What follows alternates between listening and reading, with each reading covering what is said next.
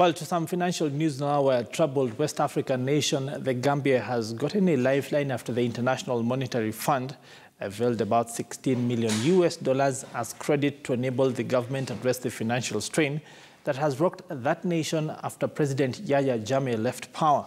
Now, ever since the new president Adama Barrow took over, the country has been faced with a stifling cash crisis. KTN's Abiagina now with that report.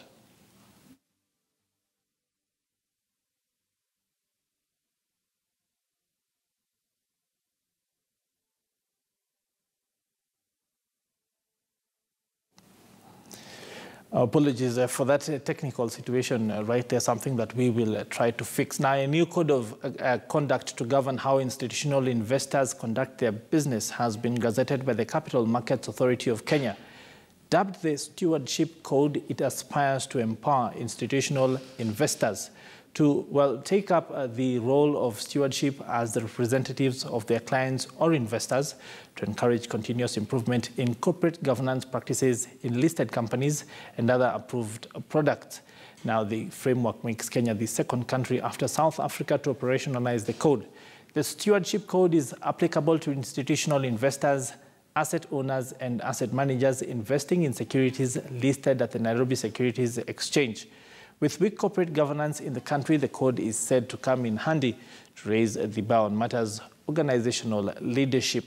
The development of the Stewardship Code is the final component of the corporate governance reforms instituted by the CMA in the year 2012 that have included the enactment of a new code of corporate governance practices for public issuers of securities and the development of a standardized reporting template for issuers to publicly report on the application of that code.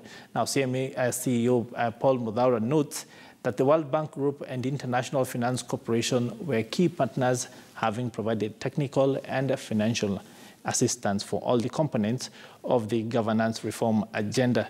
The Stewardship Code will implement the existing reporting and assessment templates for enforcement and oversight of sound government practices under the Corporate Governance Code through using information reported to inform the investment and voting decisions, as well as to proactively engage management and the boards of investee entities.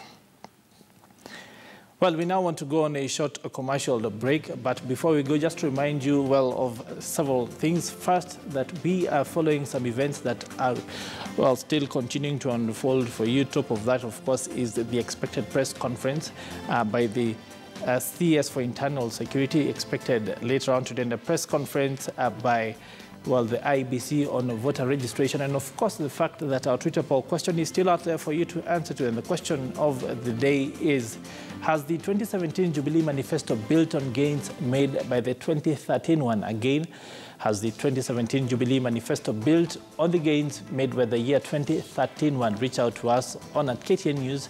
Use the handle @PeterAkaba. The hashtag, of course, is Business Today.